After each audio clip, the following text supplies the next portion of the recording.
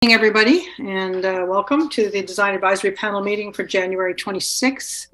And might as well just get started here. But before we get going, I just wanted to take a few minutes to welcome our new panel member, our City Council member, Hillary Eastmuir, who's Councillor Eastmuir, who's joining us. We had Tyler Brown on the committee for the panel for quite a long time, and now Hillary's taking over.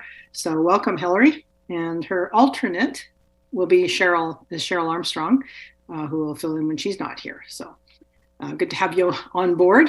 And you can see everybody's names, so we won't go through that right now, but thanks for joining us. And so this evening, I don't think we have any extra business. Can I get a motion to adopt the agenda as presented? Tony, seconder. Kevin, all in favor? Aye, great, thank you. And we have a set of minutes here to approve this evening. This is from our December 8th, 2022 meeting, the last meeting before Christmas. Is there any issues or concerns about those minutes? No, everybody's good with that. So may I have a motion to adopt the minutes as presented? Kevin, seconder. Angela, all in favor? Great, thank you. That's passed. Excellent. So we just have one presentation this evening for a property on East Wellington Road, and City Planner George Fuji will start by introducing this for us. Thank you, Marie. Good evening, everybody, or good afternoon, I guess still. So this evening we have the one application. It's development permit number 1290. The subject property is located at 1861 East Wellington Road. It's in a predominantly light industrial area on the just on the west side from Bowen Road along East Wellington Road. The main Canada Post sorting facility, I guess, is something that many of you will probably know in terms of the context. It's important to note that to the east, west, and north, these are light industrial uses, but to the south, there's a future multifamily residential development. I think there's a two-phase development. One of the first DP has been approved, and the second DP is under review currently. So that's an important contextual element. With regards to city plan, the official community plan, the future land use designation is light industrial, and the subject property falls within development permit area 8, which, as you know, is the form and character development permit area. Relevant design guidelines are the general DP area guidelines for the city. And I think there's a representative from Loaves and Fishers here, but the property is owned by the city of Nanaimo, and the city has entered into a long-term lease with Loaves and Fishers for the proposed development, which is before you this evening. Site characteristics: I guess the site is defined. It's got a very relatively narrow frontage along East Wellington Road with quite a deep lot. There's a significant slope. That's property slopes down about 8 meters from East Wellington Road to the south end of the property, so which has been a significant driver in terms of the site layout and design. The applicant is proposing a large single-story warehouse building for food receiving and storage, plus an area for processing empty refundable beverage containers.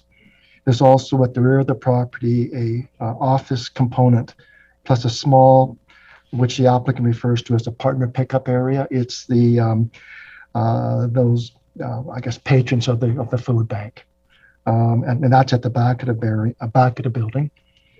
In its current iteration, the application involves a number of variances. First of which, the first request is to vary or increase the building height from 14 meters to 14.5 meters, a variance of 0.5 meters. The applicant proposes the second variance is to reduce the landscape buffer width along the Hanson Road frontage from 1.8 meters to 0 meters, and the applicant will explain through their presentation the reason behind that. And thirdly, there's a variance request to vary the minimum landscape treatment level of the landscape buffer along the rear lot line. The treatment under the bylaw requires a combination of trees and shrubs. However, the applicant proposes to reduce the required landscape treatment by eliminating the trees within the landscape buffer, and I'm sure the team will describe the rationale behind the variance. Oh, and I see Kane has joined us, so that, Madam Chair, is the quick overview of the proposal. Great, thank you. So who's going to be presenting from the applicants this evening? So Peter Sinclair? Yeah, okay, well, you can go ahead then, thanks. And you can share your screen if you like. Sure. My name is Peter Sinclair. I'm the Executive Director of Loaves and Fishes Food Bank. Loaves and Fishes Food Bank provides critical support services to some of the most vulnerable people in our community. People experiencing homelessness, to young families, to those who have mental illness, to those people who never thought in a million years they would need to use the food bank. We are here for them. In December of last year, we provided support services to 5,280 people. Those people made over 9,000 visits to us. The scale of what we do is staggering. Now, historically, food banking has been defined by scarcity. We don't have enough food, and there's all these people that need our services. What we have found is that food banking can actually be about abundance.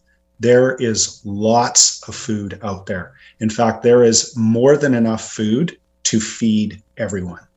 The challenge is making sure that we have the logistics, the systems, and the infrastructure in place to make sure that that food gets to the vulnerable people who need it. This abundance is the direct result of our food recovery program. We launched this in 2012 by partnering with one grocery store here in Nanaimo. We picked up everything that they were throwing out. We took that food, we sorted it to its highest and best use so that the good food went to people, the food that was not so good went to farmers, and then to the compost, and as a last resort, going to the landfill. This program has expanded to virtually every grocery store here in Nanaimo, but we also pick up from grocery stores as far away as Ladysmith, Nanoose, Parksville, Port Alberni, and the Comox Valley. So as we've expanded outside Nanaimo, we have also started providing food to agencies outside of Nanaimo. Now you may ask the question, well, what does that do for the people of Nanaimo? It does more for them because it actually means there is more food available for them.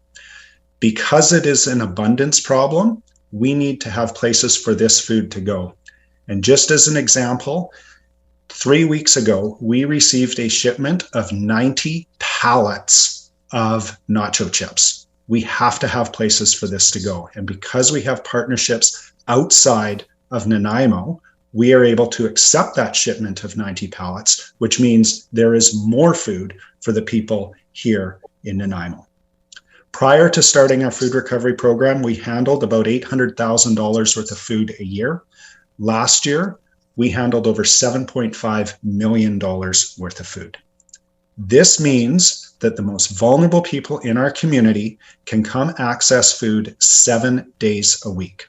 They can come choose the food that they want, healthy, nutritious food. But there is even more food available. There is more that we can do for these vulnerable people. We see this not just as an opportunity, but we see this as a responsibility. We have to make sure that this food that is available is put into the hands of people who so desperately need it. This requires infrastructure, and we recognized this some years ago. And so in 2020, we began looking for a new facility. Our current facility is about 6,000 square feet, and we have completely outgrown that. In 2021, we found the property on East Wellington Road, which we are discussing now, and we engaged the services of Operations Excellence. They are an operations process engineering firm that helped us not only design a facility in terms of the processes that we have for handling this volume of food, but they provided expertise for us so that we could better utilize our existing system so that we could handle the volume now until the new facility is built.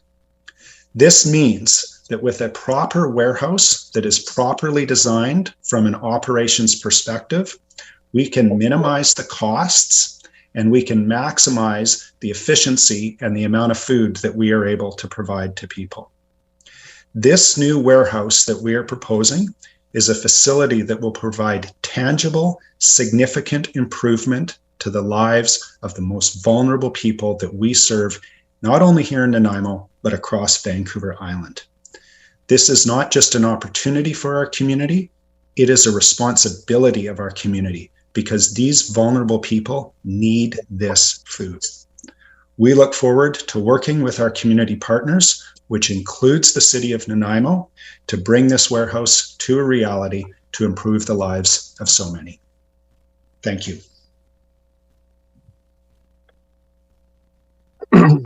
Now, do you have some architects that are going to present about, like, okay. Yeah. And who's Madam Chair, I'm Alvin Fritz, architect, and I would like to walk you through some of the drawings. We're very excited, Marie and panel, to present to you.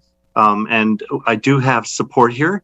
And so Carl is here from construction side. Carol will manage landscaping and so forth. Kyle is my right-hand man with boots on the ground. We've got Scott supporting Carl. Louise will do our presentation. And I think that is our whole team. Peter, of course, client representation. We'd like to start with an animation that will present the plan to you. And, you know, I've lived a lifetime waiting for the opportunity to have the technology inform the design. And so it's a little bit of artist's conception at this point, but it's based on the reality of LiDAR mapping. So we have a LiDAR map that we pull up, and then we bring in a three-dimensional Revit model into the LiDAR mapping, and then can pull it all together.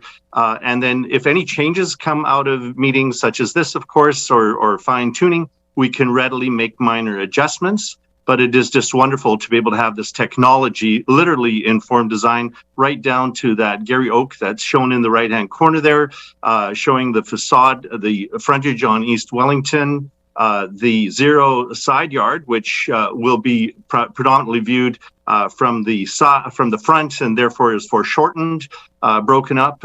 Very good interest to the rear of the building, which is actually our highest profile to the community. And then the beauty of this is, Louise, you can actually, you know, pull this file back at any given moment to stop if there has to be discussion or questions around how the building interfaces. By the way, George, thank you for the excellent presentation you made at the onset. You can see that 8-meter crossfall across the site. You see the roof garden. And again, you know, to the sun, looking at the azimuth angles of the sun, and the highest profile to the pending community, the residential community, we really felt that office piece should be at the back. And just the way the site lays out, a lot of logic towards the way it is laid out.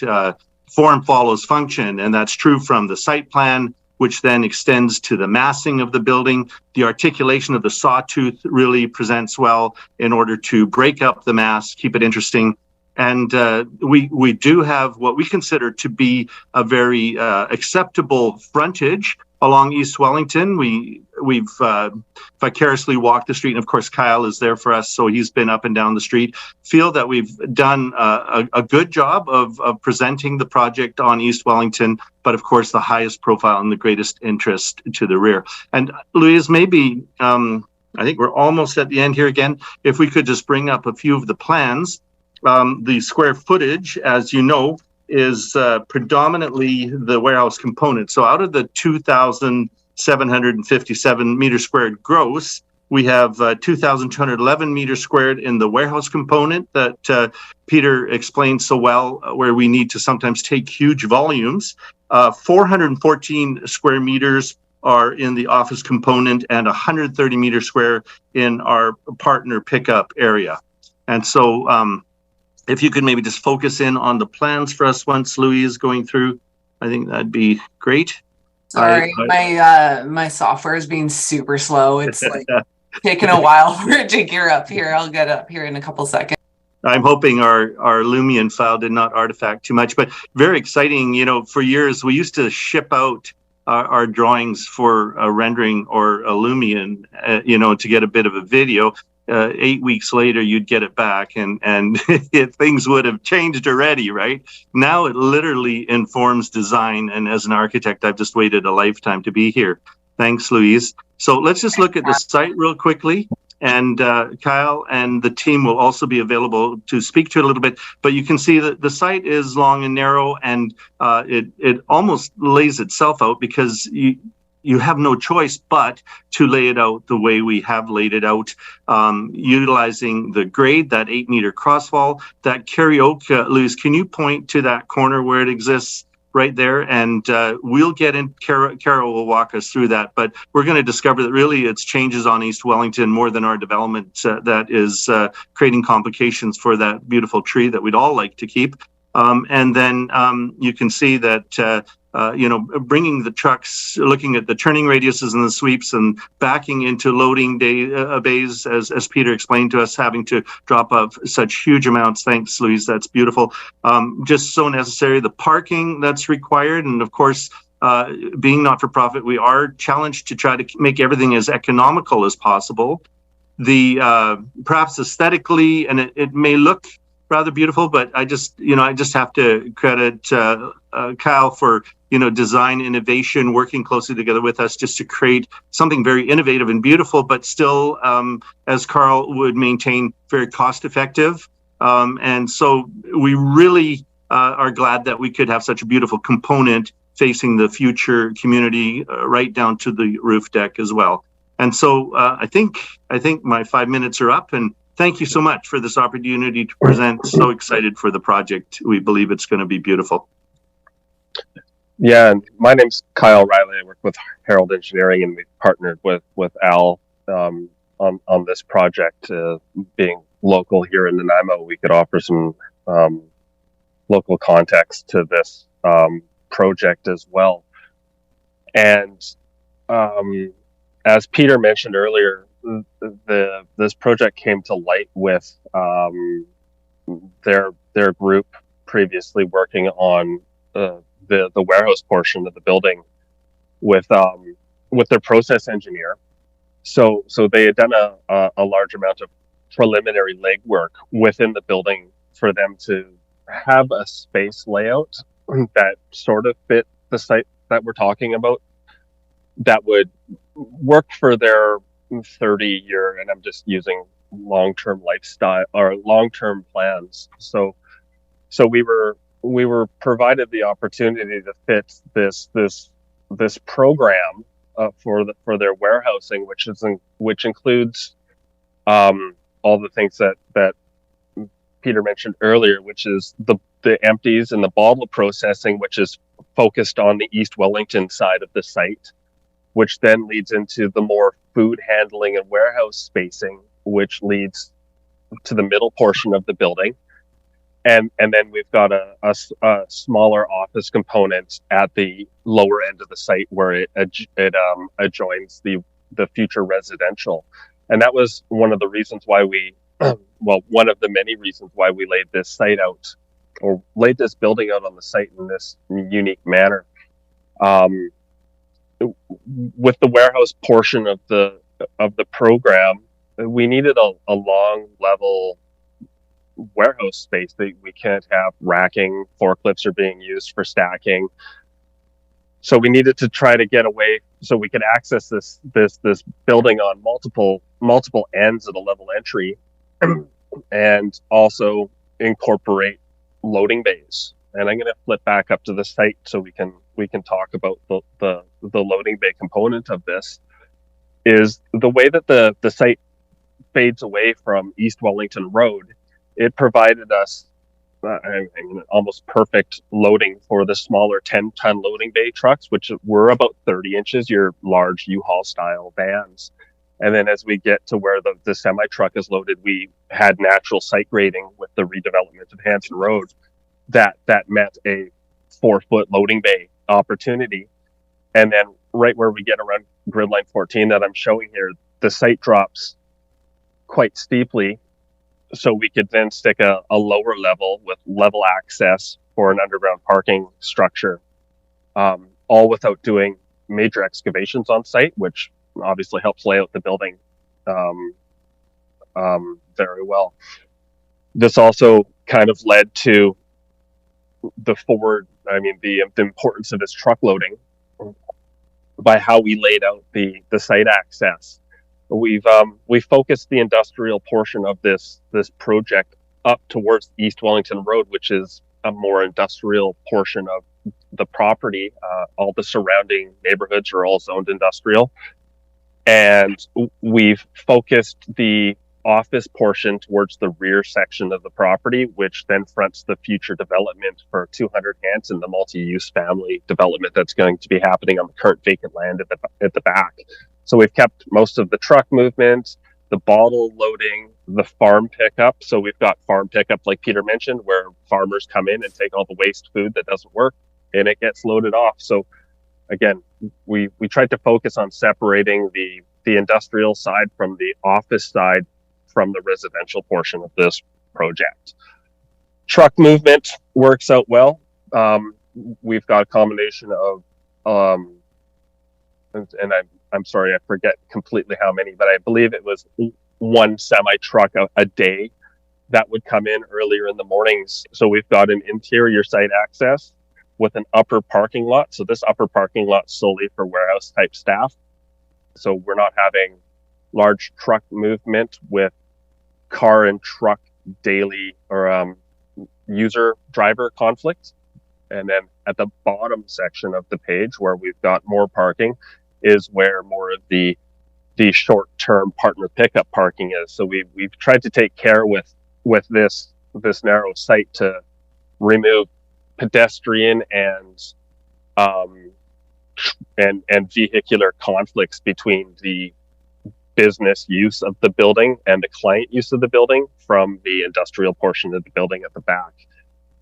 We've provided a pedestrian pickup or a pedestrian crossing area at the bottom, so you'd be able to, it's not very far, I think it's only 150, 200 meters to the East Wellington Road intersection, so it's well within walking distance, and we've created a pedestrian pathway, so it's safe and secure all the way down, and then we've bordered Hanson Road with a fence, so we're again focusing on pedestrian safety so people don't walk into the truck areas. We've provided some fencing along the sidewalk.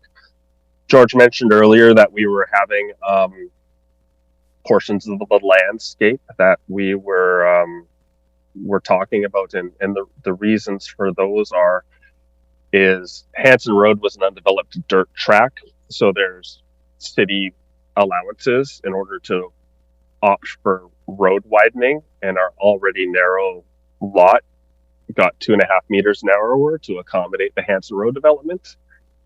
And I do want to mention that the Hanson Road development isn't necessarily under our full scope. We are the residential development at the end of the street is driving the Hanson Road design, and we have been working with the other engineering team from that development in order to try to get as much information as we can at this point to convey what the future plan for Hanson Road is. We've been giving design details to say this is what the current plan is, and we've incorporated that as we've moved through our design. I just wanted to bring that up. This isn't fairly typical of a typical site where we get a site, then we get to develop the road frontage. This is a road frontage that's being developed at a separate time from our current site. What else are we going to talk about? Madam Chair and panel, Cal, just indulge me a quick little.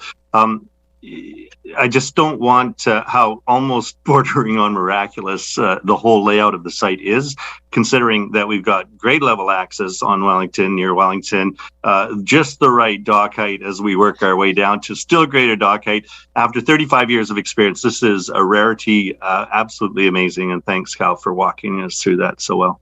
Yep. So we discussed the industrial warehouse. The back portion of the building, or what I'd like to call the office portion, is actually quite narrow, as you can see what's here in the lighter purple. We've managed to go from the two sections where there's a bunch more industrial uses that Loaves and Fishes has required. So it kind of, the industrial use expands past the main box of what we're calling the warehouse. We've also got an industrial sized freight elevator so we can move product up and down to the lower floor partner pickup area, which I'm going to move down to here. We're referring to it as a small retail sector, and that's more on the advice of what Loaves and Fishes is looking for. They're not looking to have a food bank, you come and get it. They're trying to convey this more as a retail experience that you can come get your food products. So we've incorporated a large pallet-sized elevator that serves all 3 floors, and then said elevator also services the roof deck, just so we can provide full accessibility.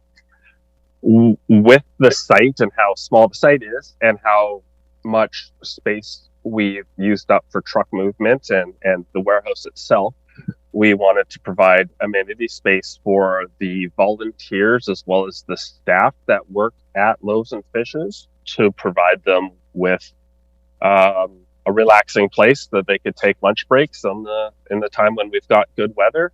And we've designed a 3-part system where it's open and then a bit of a shade trellis and then a little bit of a covered area for the rainy times. And then this section here shows the upper floor section, which is a little bit more heavily weighted towards the office portion of the building. Now, the warehouse portion, and then I don't know if Al wants to pop in on this, is we've treated the office portion in a more industrial nature, with an insulated metal panel. It's effective at its job in order to create large voluminous warehouse space. Loaves and Fishes has a fairly high requirement for ceiling heights for them to have the racking levels that they were looking for, and that's part of the reason why we were asking for the variance to the overheight. The one main reason is you can see how the building steps as it goes down the site. So when we take average finished grade, we've got a large grade differential between what our upper floor section is and our lower section is. Neither of our 2 sections of building are taller than 14 meters at the space where it's measured. It's just when you do the calculation with the average finished grade, due to the fact that we've got 2 side-by-side buildings, it puts the highest point of the building up over top, and you can see this large dashed line here down below is what our average finished grade is for the entire project. So Kyle, on that, I just offer, you're probably familiar with the world famous architect Mies van der Rohe, form follows function. Yep. And just as the site laid out so effectively to the functions, so also the aesthetic presentation of each component, right? So the warehouse component has integrity. It looks like that warehouse component, the office component, takes on that office flavor, and you can almost understand the building from the outside. So that would be my only additional comment there, Kyle, from an architecture, form, and character perspective. And then bear in mind that when you're on East Wellington, you're getting foreshortened views of the sidewalls. So it's not like we have, large mundane walls. They are only viewed sort of in a foreshortened angle from the street. And so we feel quite comfortable that from a planning perspective, where you're looking for articulation in the form and character and the aesthetics, we feel it has been achieved. I also want to add with the windows that we've put into the portions of the building, or the lack of windows that we've put into other portions of the building. So in this front section between grid lines 1 and 4 is the area where we've got the bottle sorting. So we've got large industrial washing machines and sorting bins. So we've got the opportunity to put some high level windows in on the two frontages along East Wellington and along Hanson Road, where we don't have a zero lot line wall, to allow natural light in for the workers, as well as a little bit of functionality for the building. But we don't have windows in the warehouse function, as we don't want to introduce UV light into the area where we've got food storage. This section of these parts of the building are floor to ceiling racking, fairly tight, just stacked tight enough for a stacking unit to go through. And then again, here's the frontage that we see from East Wellington Road. Elevations don't do a project justice, so that's why we just love these aluminum tiles. They look so much better three-dimensionally. For sure. And then again, we've got the section of the zero lot line wall that borders Canada Post. And what we've done here is we've taken the color palette that we've used on the longer elevations where it zigzags, and just followed through with the with the color scheme that kind of matches where the colors correspond to the opposite sides. So we don't have the sawtooth pattern, but we've kept the color scheme kind of so it works the same as you cut across the building, and as you look down the long face of the building standing from East Wellington Road here, you'll kind of get that pattern as it moves its way down the site. Again, insulated metal panels with for the warehouse portion, and then we've chosen to use an ACP panel with standard steel construction up front of the office space, and then we've incorporated as much glazing as we can. The interesting feature, and let's call it the A right now, is this corner was cut off on the main floor plan in order so we can get a little bit more room for truck movement, which Scott will talk about in the future. But with the tight site, as the trucks come down, they make a turning maneuver over around this corner. So we cut the corner of the building off, but we only needed the corner cut off at the lowest level. So we've managed to rake the corner back up as the building goes up to add a little bit more interest on that corner, rather than just have a straight cut off corner. And then I think at this point I will cut off talking to allow Scott Jensen from our civil department to talk about a little bit more about the truck turning and where the accesses are, as well as stormwater drainage. So thank you.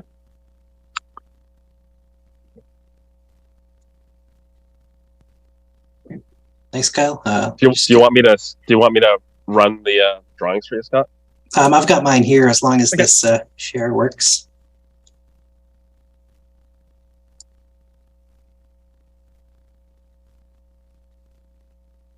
Can everyone see this? What's up? All right. Yep. So yeah, I think Kyle's already kind of gone through a portion of this in his portion. Basically, we have these two accesses to the site here, and we're trying to provide some separation between where call it the left access on the page here, closest to East Wellington Road, which will be for sort of larger industrial truck movements, and that's where the large vehicles will access the site, as well as volunteers or employees kind of parking up in this upper lot here. So to try and minimize conflicts there. And then only using this lower access, which would be for the partner pickup area during the sort of more infrequent exiting the site that the trucks will do. So we've kind of reviewed two of sort of the most frequent anticipated vehicle sizes here. There's the sort of, it is like a semi-trailer, the WB20, with the trailer sweeps in here, and it can use this sort of long loading bay here before, as Kyle mentioned, sort of cutting off that cut-off portion of the building and sweeping through and leaving. So obviously that's a bit more of an intrusive maneuver, but it's only expected to happen kind of at most like once a day in the morning when no one else is there. And then there's the smaller sort of U-Haul size truck, which can come in here use either of these loading bays, and then also sort of make a bit of a cutoff and then more easily sort of sweep out of the lower access and then leave along Hanson Road.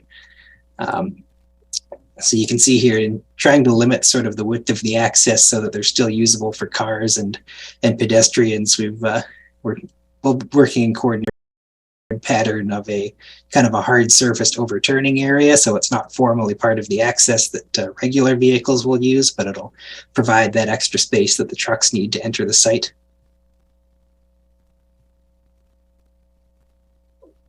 If I could flip over to this one here, you can just see this is just sort of a bit more of a pared down version of the section view that Kyle had shared, showing kind of the efficiencies that we were able to get with the road. You can see kind of there's a drop in the road that'll come through, and then it levels off a little bit where our loading bays are, and then drops off again. So it makes a lot of sense having these sort of recessed loading docks, which are actually don't require a super long ramp for them, and then dropping down again to provide great access at the front partner pickup. Scott, vertical scale is exaggerated on those, right? Just as you're looking at Madam Chair. It's a 5-to-1 exaggeration on vertical. That's a civil way of looking. Architects tend to go more accurate, but that's why it looks so pronounced. It's actually 1/5 of that. Yes, good call. So yeah, that kind of covers the grading and access that we've looked at. And then just kind of briefly, site servicing is fairly straightforward. The development next door is as part of the road upgrades. There will be installing a new water main and a new storm sewer. So we'll have a new water service for domestic and fire flows, and a new hydrant installed from that.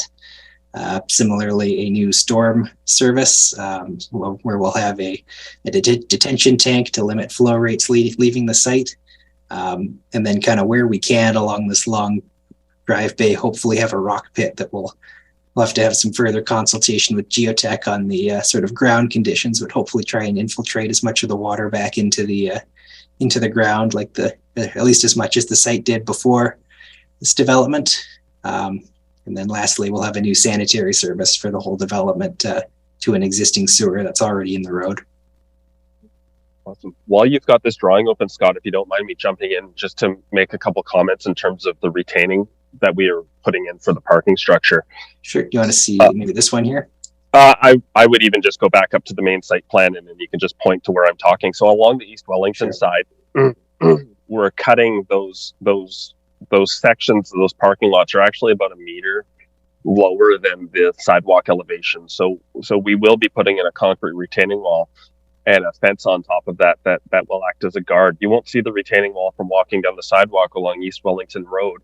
And part of this also screens the parking from East Wellington Road. So as you're traversing up and down East Wellington, you won't be looking directly at the parked cars there. And we're also quite a bit lower than the sidewalk area, so it reduces the overall height of the building a little bit as well. So that was something I didn't talk about when I was talking with the site plan previously. So yeah, I think that was a bit visible on at least one of the renderings. You can see that the building is lower than East Wellington, so the full height isn't necessarily visible. Yeah, the flyover captured it as well. Yeah, we just never actually mentioned it, so it was good to bring in. That's about it. The back, there was an existing loose block retaining wall. However, that is over top of an existing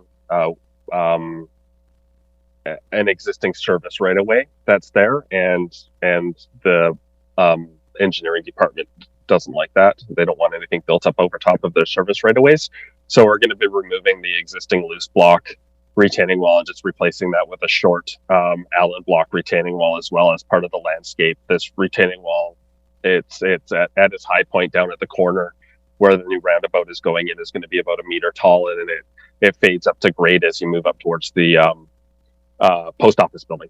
So you should scroll to section again yet after all, Kyle, for a second. Scott, can you bring us down there? There you go. See all of those little complications. Vertically exaggerated. Yeah.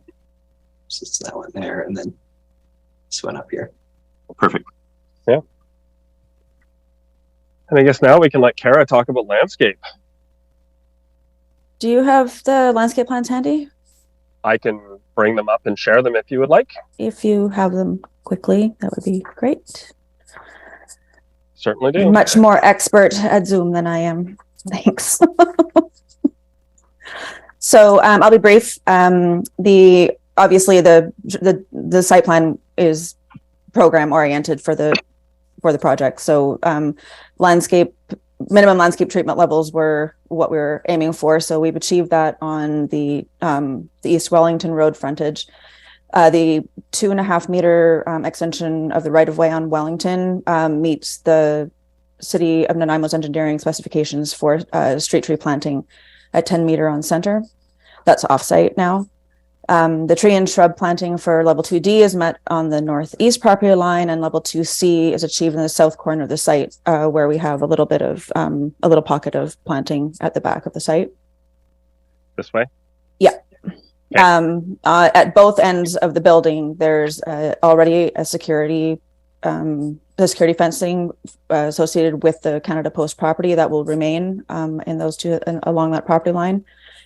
The shrub planting along the south property line does meet the requirements for level 2D, but we were directed by the city's engineering department to not plant trees over the right of way, the statutory right of way down at the south end of the site. So we didn't include trees at the south end.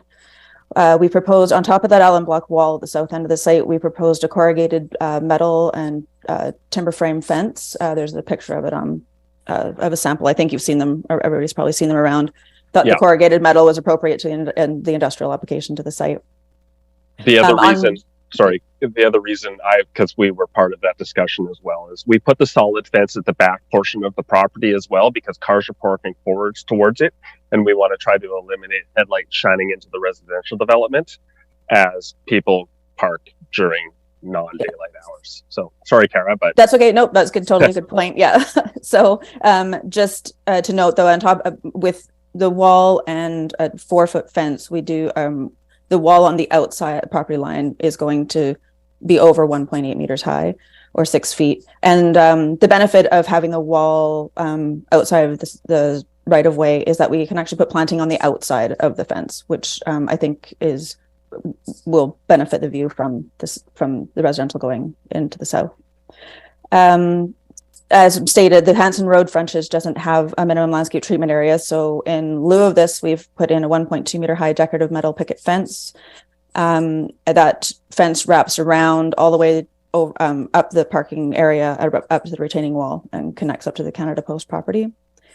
We did with discussions with the city, and also in lieu of the on-site minimum landscape treatment, we've added some shrub planting and tree planting to the off-site. It essentially meets the 2D minimum landscape treatment level, and it's off-site, and there would be agreement with the city and the tenant for maintenance of that off-site landscape. The street tree planting on the Hanson Road frontage meets the city's specification for street tree planting. There's a bike rack located at the rear of the property next to the office area, and the rooftop amenity space, which I think is going to be great for users of the site, incorporates raised planters with ornamental shrub and tree planting. And I think that'll be it for me. Thanks. Thanks, Kara. Yeah, at this point, I would say that we're done the presentation part of the we're done the presentation part of the project showing. It's a fairly complex project for the site that we're encompassing in, with all the challenges and opportunities that the site has had to offer in order to make an industrial project work on such a steeply sloped site. I think we can probably open this back up to the design panel board for questions and comments. And Kyle, would it be logical to open the Lumion file again, and we can, it fairly accurately presents all of what was discussed and presented, and can be glided backwards and forwards to help answer questions. But you can see that 8 meter drop. You can see the grades that Scott took us through. You see the fence along the edge, the form and character of the massing. So we can just glide through this to help answer questions at any given moment. So thanks, It would be Chair and best panel. if you stop sharing your screen because I need to see everybody's faces. Okay. Yep, I can stop Good. sharing then. Thanks. There we Thank go. you. Great. Okay. So yeah, the panel will weigh in here. So maybe we can start with Tony. Would you like to start? Oh, sorry. I should have asked if there was any questions of staff first before you get going, Tony. Is there anybody want to ask staff any questions about this property? Okay, I don't see any. So yeah, go ahead, Tony. Okay, thank you. Thank you for the presentation. One of the longest, most thorough and exhaustive that I've experienced sitting on this panel. All useful information. You had me at loaves and fishes though, but notwithstanding that, I think this is a fantastic project. As I think the architect said, the site and the building almost designed themselves together. Working with the slope, very challenging site, and I think you've pulled off a hell of a coup in fitting in the very precise and rigid requirements of how this trucking kind of operation works. As an architect myself, I've done a number of these kinds of projects, and I know the gymnastics you have to go through for particularly big truck movement and maneuvering and that kind of thing. So I think you've done an amazing job here on a very tough site. Just to get the formality of the way, I don't see any issues with the variances. They all seem relatively minor and reasonable to me. So I would sort of support those. I really like the color scheme and the materials that have been chosen. Very crisp, very contemporary, very refreshing looking. Is one of the better warehouse projects I've seen, and I think it'd be a real credit and a contribution to the neighborhood. Particularly what you've done with that back blank wall that some people seem concerned about. I think you've done an excellent job of that, and it's one of the best back walls I've ever seen on the property line, bearing in mind it has to be non-combustible, no windows, no nothing. I think it's great, and your rationale for mirroring what's happening on the other side of the building, I thought was quite thoughtful. The roof deck is a fabulous idea. We're seeing more and more of that on more of our projects and more projects all over the place. I mean, it's just such a natural thing that has been sort of a lost opportunity on so many buildings for so long. It's really nice to see that happening here. And the only comment I would make actually on that roof deck, if you want to save some money, you might check the code, because depending on the occupant's load and the square footage of that deck, you may not need a second exit stair. So that possibly could be advantageous. Otherwise, all in all, I think it's a great project. Thank you. Thank you. Great, thanks, Tony. Kevin, how would you go ahead? Thank you, Madam Chair, and thank you, Al and your team there. A very nice project. I echo all of Tony's comments, and I support the variances. I really don't have any issues with any of them.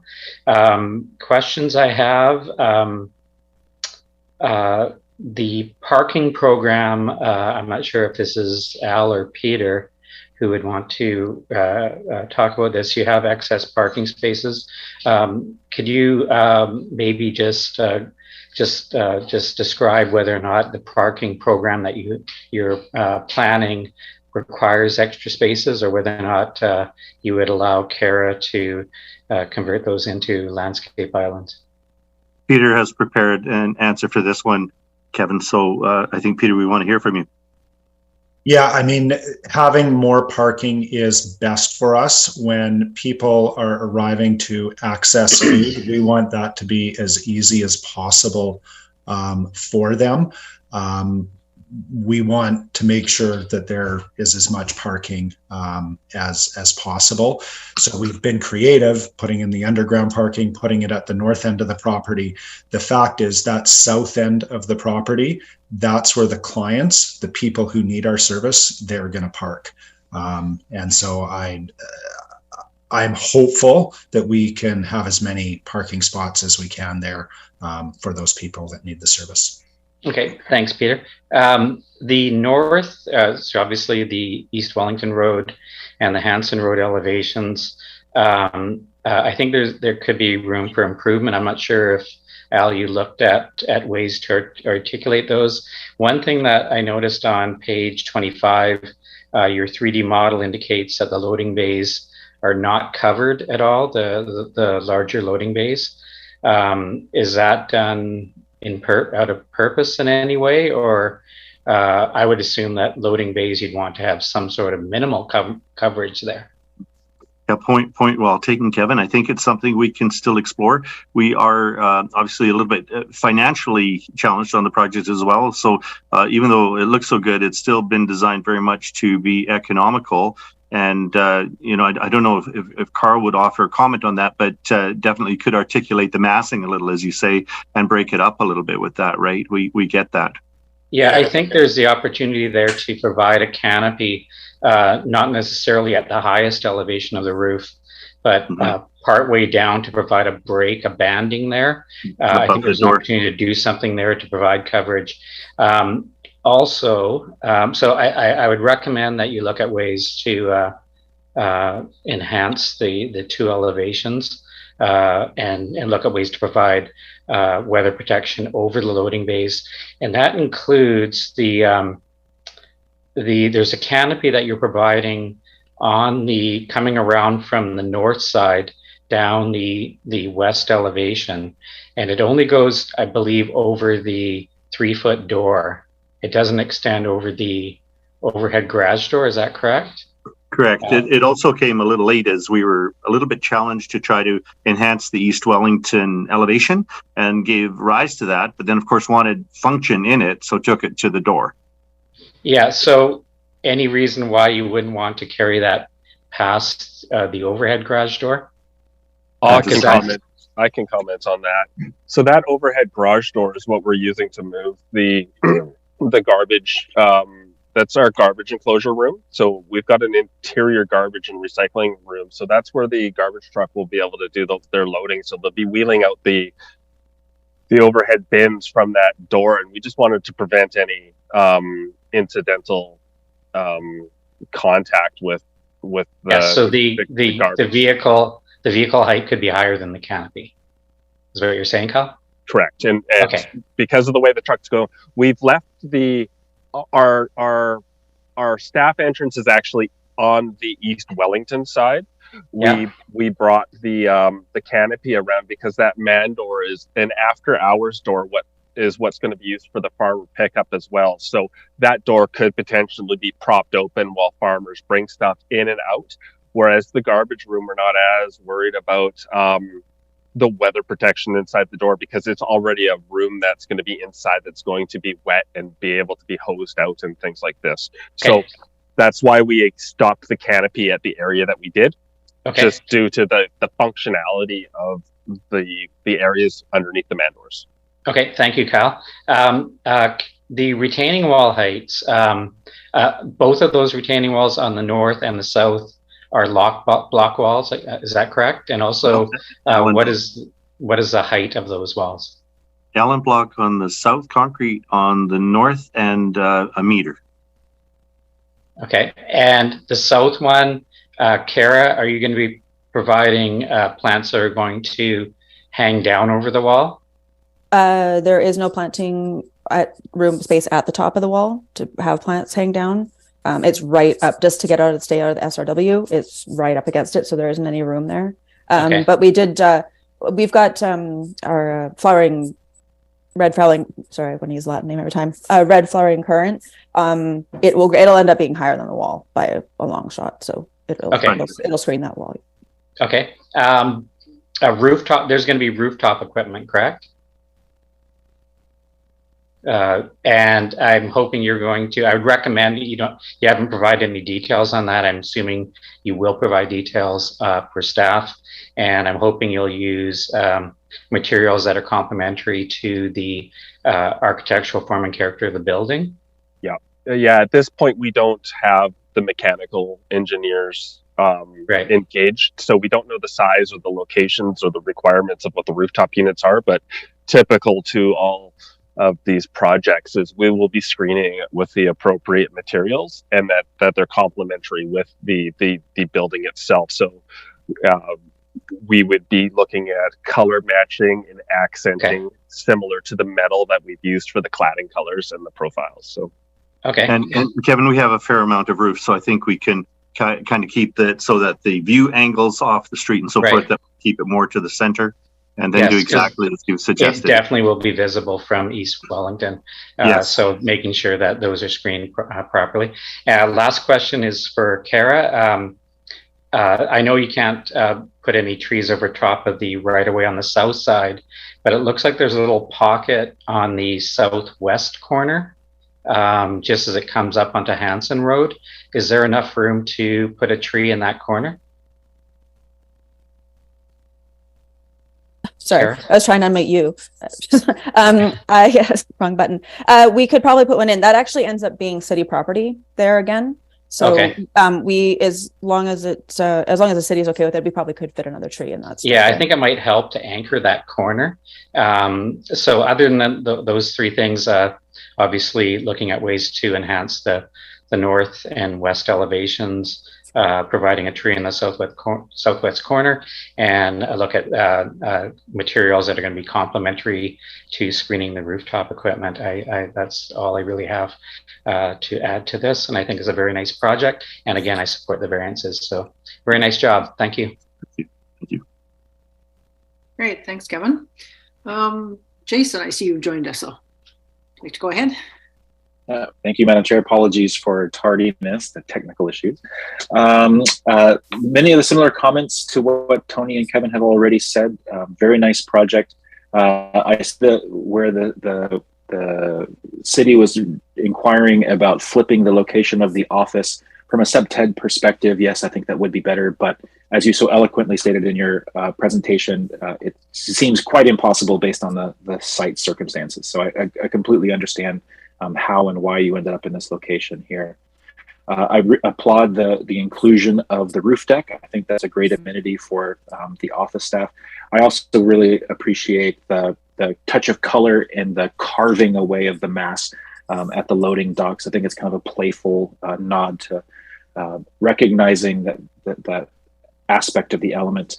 The only other comment I had really from an architectural perspective, just for continuity, I see you've created the yellow steel frame at the raked entryway. If you wanted to take it even further, I thought maybe the spandrel could kind of follow that same yellow, and you could maintain that image of yellow within the cut. But that just something that might reinforce that aspect of it. But otherwise, I think it's a very nice project. Well done. Thank you. Thank you, Madam Chair. Great, thanks. Kate, would you like to go ahead? Sure. Thank you, Madam Chair, and thank you very much for your presentation. I appreciated the amount of information you gave us to understand what you're doing. And of course, I think we can all agree the need for this building for loaves and fishes to provide the service for our community is important and necessary. So I agree with generally what has been said. I do have one question. I don't feel it was well articulated. From my perspective as a landscape architect, I can see saving that Gary Oak, and so I'd really like to know why you're not, firstly, before I comment further. Thanks. I think, Kara, that's back to you. If you want to unmute, maybe we need to just demonstrate we want to save the tree, but Kara, why don't you answer the question? We have there is an arborist report that has been completed, and it's not looking good. And that has more to do with the offsite improvements at that corner. It's also really close to the site triangle from an engineering perspective as well. I think we're still going to explore it. I do think it's going to have to be.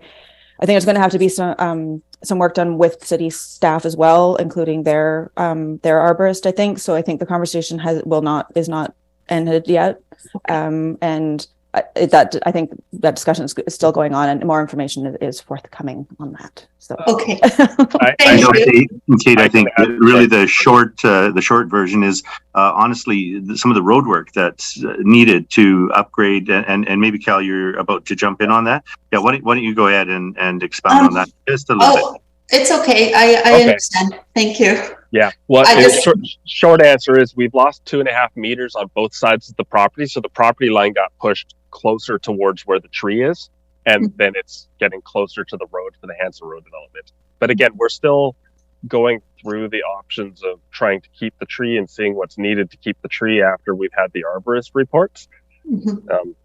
Okay, thank you. Yes, well, I will just then reiterate that I think if you can save that tree, I think it's very important for the site character.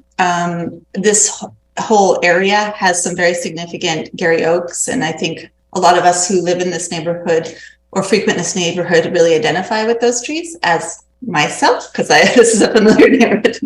And there has been effort made in the adjacent development in Green Rock to preserve some of these Gary Oaks. Some it's failed, but I think it's always worth it. These trees are doing us a great service, just like Loaves and Fishes are. They're doing us a great service, and I'd love for you to honor that.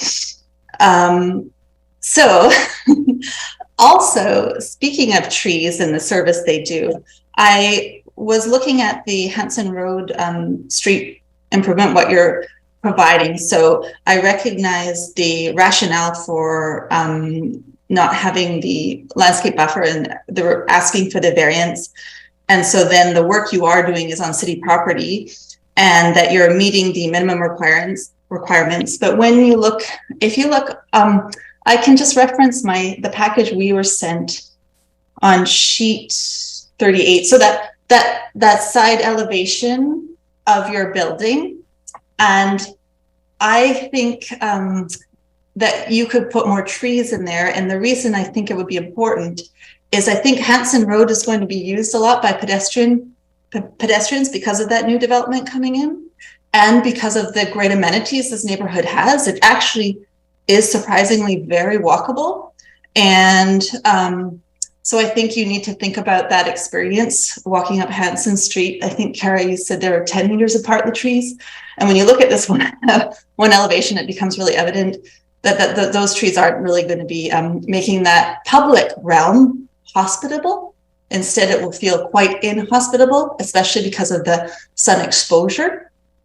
So I really encourage you to put as many trees in there that the city will allow and accept, just to make that, really make that a nice public realm, that street. We're really losing our great public realms to concrete, and it's really disappointing. And I think we're meant to be moving towards walking more and using our feet and getting out of our cars. And if we don't make the environments to make that a nice experience, then it's really unfortunate. And this is actually, I think, an important little connector that's going to happen because of that adjacent development, that they're going to be coming out on that cul-de-sac. We've already seen this project come through design panels, so it's a lot of housing going in right there. And just knowing all what's in Green Rock and all the amenities available, I think it'll be important. So I'd love to see just put in more trees where you can and are allowed to, with cooperation with the city. And that's kind of my overall main comment, really, is that just, Kara, if wherever you can go beyond the minimum. I think we can definitely have that conversation with it does become a conversation to be had with engineering, I guess, as well. So I think, and I'd also be curious in that conversation, and probably maybe we can do it through the building permit, is to see what they're doing on the planting on the other side, and hopefully we can match it or mimic it. So I think we can definitely have that conversation as we move forward. Yeah. And I've been assured by engineers they love trees, so that's what they told me. Yeah, we're working with the other engineering team on the servicing of ground. Unfortunately, you've noticed a couple blank spots in Kara's drawings where they've got the underground hydro vaults as well. So that is a place where we weren't allowed to put a tree, sadly. But we're trying to work with the road developer so we can get a final road design, so we can then finalize our landscape. Yeah, but I think it would be important to Loaves and Fishes too, because I imagine a lot of their clients aren't coming all by cars, that they really would want them to be walking in, and just the more you can do, I encourage you to do that if you're allowed. Whereas I recognize you might not be. But other than that, yeah, I think I understand the rationale for having the administration and that the main kind of entrance and feeling on the backside. And I appreciate that you're acknowledging having space for those who work there and having that patio, and that's great. So just more trees where possible, and try to save that oak, because it's more important than a sight line, in my opinion, to have that significant feature, that oak tree. Okay, thank you very much. Kate, for the record, architects really love trees. Would that require another variance for the site triangle? Not sure. I think you'll be negotiating with the urban forester, the city's engineers, everyone, and so I think they will weigh. I'm not sure how that goes. I think George can probably respond. Through the chair to Kate, yes, it will require coordination amongst the different parties, and I know from the planner's perspective, we will push and try to assist the developer group to, if we can make every effort to preserve that Gary oak tree, though. So. Okay. Anyway, thank you again. Thanks, Kate. Angela. Thank you, Madam Chair. First I just want to thank the design team. Obviously, a pretty amazing project for a very constrained site. Impressively thought out design. Love the roof deck, amenity space for all the workers, and the form and character of the building is beautiful in its setting within the industrial neighborhood, and then also will correspond nicely with the neighboring multifamily residential, not looking right at industrial, loading bays, etc. So obviously really well done. I didn't have anything to add, except for I did not see any showering spaces, which is something that the guidelines suggest you consider. I would imagine that there will be lots of people coming by bike, and that was the other part. Was I see there is outdoor parking bike spaces, but not that many. Just I think it was 4 or 5. So I just would comment that if there is a little bit more space to expand some of the potential bike parking, that would be great.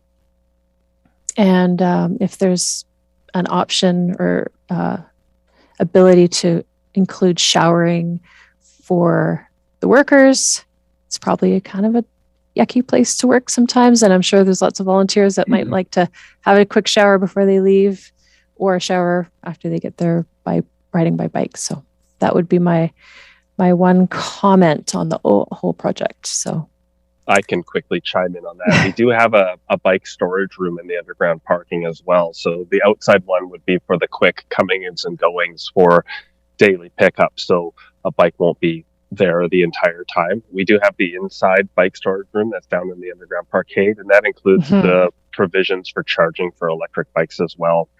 And then as we're working with Peter on how we want to fit and finish and work through the rest of the interior programming in terms of washrooms and change rooms, we've got the current space allocated for that. We just haven't come up with the final approved design. So thank you for your comments. Yeah, great. Thank you. Thanks, Angela. Ken? Well, thank you, Madam Chair, and thank the consultants for the presentation. I just want to commend the clients for hiring a process engineer before she started design. As someone who spent a lot of time functional programming, I can see how it's influenced the design, and it's it's certainly much better than programming by design that normally happens in such cases. And I really like the flow and the layout that perhaps influenced by the consultant's report. But anyways, the way the whole project has fitted into the site, it's really very unique. And as they said, it almost like everything was dictated by the site, the process, the flows.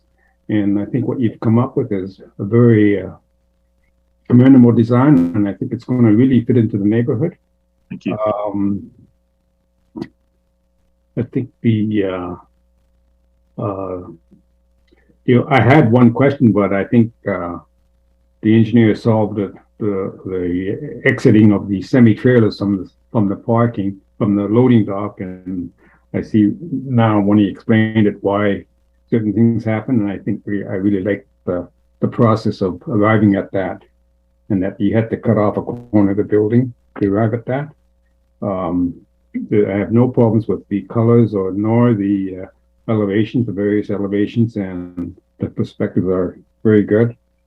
I guess my only question is, and I don't know why, in all the projects we've seen, we see very little cherry blossom trees. And I don't know why, but it seems to me that in a place where you can grow cherry blossom trees, that once you take advantage of it, I think it's a nice addition to spring to see cherry blossoms. And that would be my only comment to the landscape architect. But other than that, I approve all the variances, and I think thank you very much for the wonderful presentation. Thank you. I'll just briefly, just because I can't resist. We do have, they aren't cherry blossoms, but we do have flowering trees on especially along the East Wellington Road frontage. So they're both flowering species. Thank you. Great. Thanks, Ken. Thanks, Kara. And finally, last but not least, Councillor Eastmere, if you'd like to make any comments, you may do so now. Cool. Thank you so much for this opportunity. Super cool to see this project. I'm obviously a huge fan of Loaves and Fishes' work, and so excited that they're going to be able to expand into this new warehouse. So as a first design advisory panel project, I think this is a really exciting one. Yeah, kudos to the designers and developers for doing such a great job with such a narrow and challenging piece of property, but I do think this appears to work really, really well. Is it too late to put some housing on top of it? A couple floors of affordable, accessible housing? No, we'll save that for future developments, but I think you're doing enough innovative work here as it is. I did wonder maybe about solar capacity on the roof, like building it in such a way that you could easily put panels up there. Also wondered about potential like rainwater capture. In the parking lot, it looks like there is some semi-permeable spaces to allow water to seep into the ground, but as much of that as possible so that isn't all going into that storm drain. Really happy to hear about the fact that there is more bike storage built in, because I was wondering sort of that outdoor storage is a bit small. Very cool that you're building in potential like electric bike charging infrastructure, and I think just recognizing that bikes are getting a little bit bigger and certainly more people are biking, so having more space for the outdoor bike parking would be great, and potentially that's covered as well. And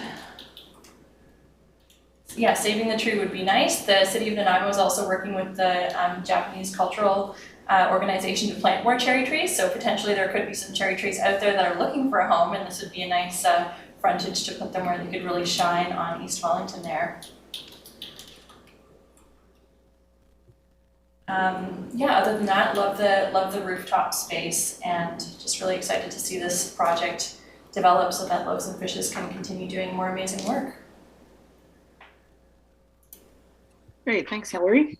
Okay, so I'll just have a few comments here. First of all, I really want to thank the panel and the group, and Peter particular there for introducing this whole project, because I didn't really realize the full scope of what Loaves and Fishes does. And I think this is a really good addition to Nanaimo to see that, you know, we're sort of becoming, well, let's call us the hub city. So you're going to be the hub for food in this area for up and down the island. And that was great. So I learned a lot from this presentation. And I also want to commend you for all the planning you've put into designing the building to work with it in a very sort of unusual lot, very narrow and so on. So I think that's a great job you've done with that. And I don't have much to add compared to, you know, add to what other people have said already. I did have a couple of concerns with the building. First of all, I was wondering about the parking as well. And maybe Peter, you can answer to this, but when I've gone back past your Loaves and Fishes place, where it is currently located, I remember seeing a huge lineup of cars and people lining up. I don't know, maybe that was just one special day and I happened to be by there, but how much traffic do you have of people coming to pick up food there? Like, does it get to the point where there's lineups at the door or down lineups of cars down the street? Yeah, so a great question. One of the challenges that we're currently facing is our current warehouse, clients do not access food from there. So what that means is we are using satellite locations throughout the city that we ship food to.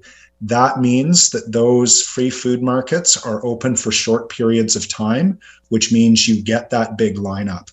Our intention with this facility is to have it open for extended hours, you know, Monday to Friday, 9 to 5, some weekend times, so that there are more options for people to get food. So like I think right now it's something like 17 hours a week that we're open. With this facility, we would keep all of those satellite locations and then be adding like at least another 40 hours of pickup time. One of the other things that we do at a number of our free food markets is they are by appointment only. So people book an appointment online. We could introduce something like that here if we're finding that there's too much or too many people coming at the same time. But we're fairly confident that with the extended hours, we can reduce dramatically those lineups, which you've seen. Great. Okay. Well, that helps. Thanks. I was just wondering how that was going to work in terms of Hanson Road and, you know, cars coming and going and so on. So it sounds like you've thought that out as well as so many things. That's great. My other comment is on form and character. Now you have a property it's a kind of interesting property because it serves as a border between the industrial and the residential. You're going to have that residential property behind them. And I see you've given some thought to that by turning your offices towards the residents rather than on East Wellington. I don't know if that was the best idea in the sense that I almost find that the big, you know, the facade that you have there with 3 stories of glass, they're going to be staring into the residential area. It's going to be overlooking that area. But I understand your rationale and you're having to manage the traffic, all sorts of different kinds of traffic in that area. So it does make sense. But then when I look at the form and character, you're very understated and you're on the Wellington side of the building. I quite like that. It like your Loaves and Fishes sign. I mean, your presence there is very understated. And then you go to the other side along Hanson Road and that, you know, facing the residential area, it's a huge monumental entrance that goes up 3 stories with a big yellow arch over it. And it seems to me that design is more appropriate on a busy commercial road than one facing a residence. And I'd say in terms of form and character, I'd want to see that a little bit more subdued and downplayed. Maybe drop the yellow arch down and only encompass the first floor. Now, I'm not an architect, but I'm looking at that in terms of how do you blend your building in so it doesn't look like some monumental office building stuck in the residential area. So that facade, I feel really needs some work in terms of trying to integrate it with that transition into the residential area and not be quite as sort of bold, so to speak. So, you know, I'm not sure how you deal with that, but one suggestion would be like get rid of the 3-story yellow arch or pull it down. But maybe that sort of contradicts what Jason suggested. I don't know if Jason or one of the architects in our groups want to comment on that.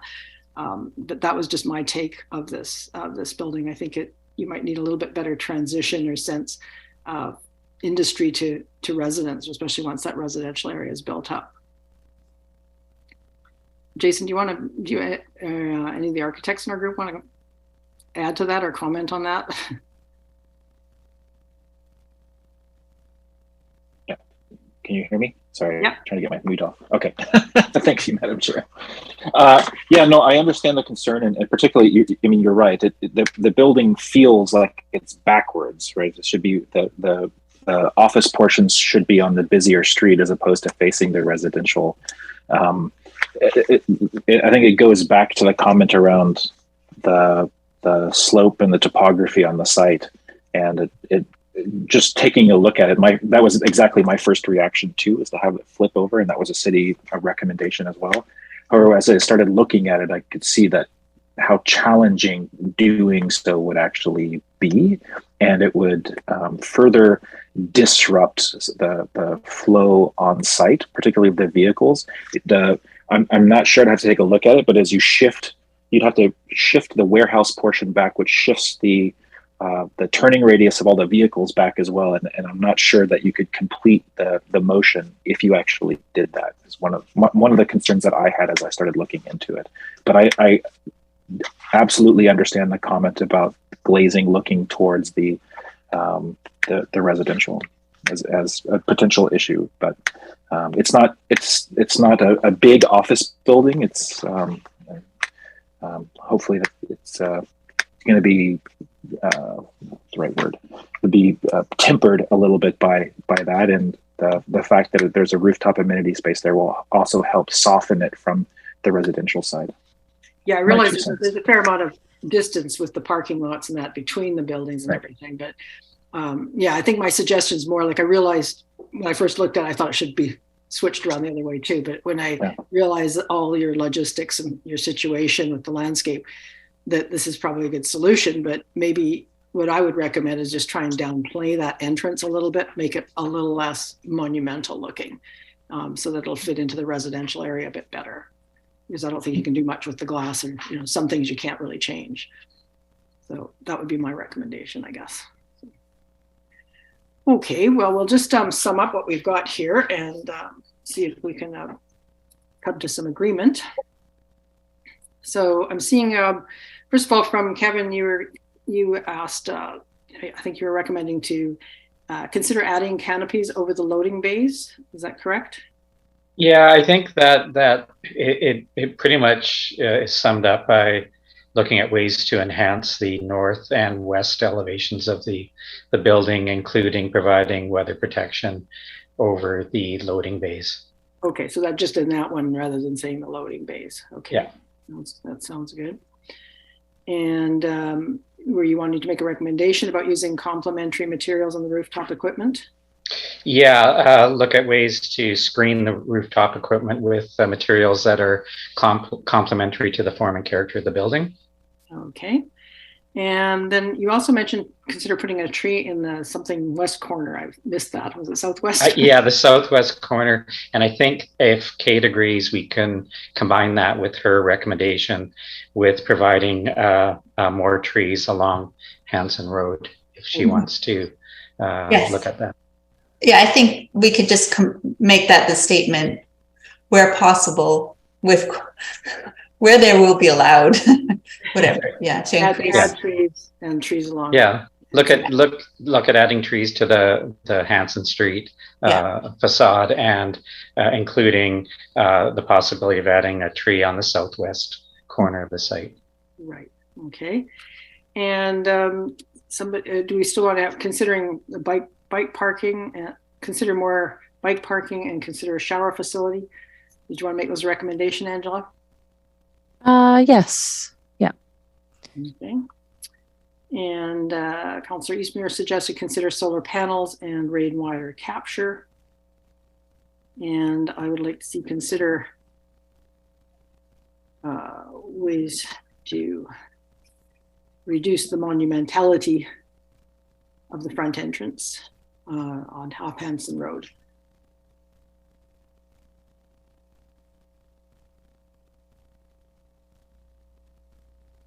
If I'm just going to jump in on that one, Marie, I have no issues whatsoever with the entrance materials and treatment. I think anything to soften it might make the glass facade look a lot more dominant in the facade. So I wouldn't mind if other people jump in on that as well, possibly Tony and everybody else jumps in on that, because I have no issues with that feature element. I think it kind of anchors the corner and definitely highlights the entry for people coming to the building. Tony? Yeah, I recognize your concern, Marie, but I don't quite share it to the same extent. I think it's a nice little accent, and it'll be sort of a focal point for people who are coming and going there, members of the public. You know, for the first time, it'd be kind of a welcoming thing instead of just kind of the back door of a warehouse. So I could see it as a nice a feature without being you know, overly dominant from the residential perspective. Sorry. No, and I was also going to comment on this comment about solar panels. Obviously, solar panels are the way of the future, but they're also expensive. And this place is being put together on a shoestring, from what I hear. The very least you could consider, and we do it on so many projects these days, is just run some conduit from the roof down to the interior of the building, so that when solar panels become a lot more affordable and competitive and so forth, and you can install them, you've got the infrastructure there. You don't have to rip the building apart to get them connected to anything else. Sorry, I wanted to add just one quick question or comment on the rear facade of the building as well. As many of you are aware, as you come down from VIU down the hill, north on the Parkway, you're going to get a good view of that office portion of the building. So we've kind of designed it more as well as not just facing the residential portion down in the lower section, but as an overall view. As you're coming down the Parkway, you're going to get a pretty good view of a neat looking building and a roof deck from afar as well, which kind of adds an extra level of design to the streetscape of Nanaimo from a grand viewpoint. So just a little point of knowledge of that as well, and where we kind of came from this whole design is to have it stand out a little bit from afar as well. So okay, thanks, Kyle. Kate? Yeah. Yeah, I just thought I'd circle back to the rainwater comment, since we will be all voting on it. And I thought maybe Councillor Eastmer could elaborate on what she's thinking. Because I'm certain, Scott, the roof leaders are all going down to the storage, right? Below parking? Yeah, everything is going into a below grade system there. And obviously we do like to try and use like infiltration, trying to get water back into the ground like it would have in a sort of pre-development state. But we do know that sort of from working on adjacent sites, there is a lot of really shallow bedrock in this area. So I think it's going to take a little bit more review and geotechnical investigation to see how much of sort of that type of system is feasible, because obviously you can't run water into rock if it's really shallow there. But yeah, where we have the opportunity to, we absolutely like to try and do that and not have it go to the storm drain at all. Yeah, again, the only reason I bring it up, Councillor Eastmer, is that it's very, if the thought is to capture the rainwater for irrigation, that's a very expensive proposition. And so I don't know if we would want to make that for this building. And to hold the amount of water you need, and usually you don't have the water when you need it. There's a lot, it's more complicated than just, it's not as simple as it sounds. And so I don't know if we want to recommend that, given the civil engineers, they are taking the roof water, they're trying to hold it on site within the parameters of the existing conditions. So that's all. before we include that as a recommendation, I thought you might want to consider. Okay, sorry. Thank you, Madam Chair. Do you want to include that as a recommendation, Hillary, or not? No, I really appreciate that point being raised, and I think it's just something that's generally top of mind for me with like all new builds now, and sort of same with the solar thing. And solar panels can also be an opportunity to make money, you know, and there's a lot of granting programs, so that could be something that is looked at like down the line. Just trying to think about building sustainability aspects, and maybe it doesn't make sense for this project, but it will be something that I'm keeping in mind for future ones. But being the first meeting, you gotta just throw it all out there as optimistically as possible. Great. Okay. No, that sounds good. And yeah, did I get an answer from you, Angela? And did you want to include the increasing bike parking and consider the shower facility, or just leave those as? Yeah. Yes, I did. Okay. Yes, please. Okay. So I seem to be outnumbered on considerations on the front entrance, so we'll just leave it at that and as a discussion. I think what we've got then are 4 recommendations, and I didn't hear any objections to the variances. So perhaps I could have a motion then to accept the project as proposed with those 4 recommendations and approval of the variances. So Kevin wants to, oh, sorry, Tony, you want to add something? Are you? Yeah, I wanted a clarification on the comment Kevin made about enhancing the 2 end elevations. I wasn't quite sure where he was going with that. They looked okay to me, so I didn't know really what he was getting at there. Could you maybe clarify that? Thanks. Yeah, thanks, Tony. Basically, it was a 2 street elevations. I think unless anybody disagrees, I feel the East Wellington elevation, even though it's a fairly narrow elevation, I think there could be opportunities to enhance that, to give it a little better street presence. And same with the Hanson Road elevation. It's basically a fairly straight, flat, monolithic form, even though it's broken up with respect to materials and colors. I think there's ways to enhance that a bit through use of roof canopies over loading bays and things, because it is a very long elevation. So that's where I was going with that, and I would like to hear if anybody agrees or disagrees. Go ahead, Tony. I'm afraid I disagree. Functionally, a canopy over the loading doors is a typical installation for this kind of facility. It's just strictly to keep the stuff, when it goes between the truck and the building from getting wet. So, they might look at that from a functional point of view, but I wouldn't see it being a necessity for an aesthetic point of view from a streetscape. And I think that the streetscape facing Wellington is perfectly adequate. I really liked, I think it was Jason's comment about the massing, sort of the in and out and push and pull, where those loading bays are carved into the mass of the building almost, and with the addition of the color. Personally, I think that it's fine as it is. Open for others to disagree, but I happen to like it the way it is. Well, I'd have to go with Tony on that one too. I can understand the covers over the loading bays, but I wasn't concerned. Okay. Well, I'm willing to amend that to look at ways to provide weather protection over the loading bays. Okay. Ken, were you wanting to add to that? No, I agree with Tony on the. Okay. Nothing wrong with the elevations. Okay, so consider adding covers or a canopy. Adding a canopy. Yeah. Just weather protection. Weather protection. To the loading doors, not to the whole bay. The whole bay is the length of the truck, but I think you just mean at the door, the overhead doors. Right. Okay. So four recommendations then. 1, consider adding weather protection to the loading bay doors.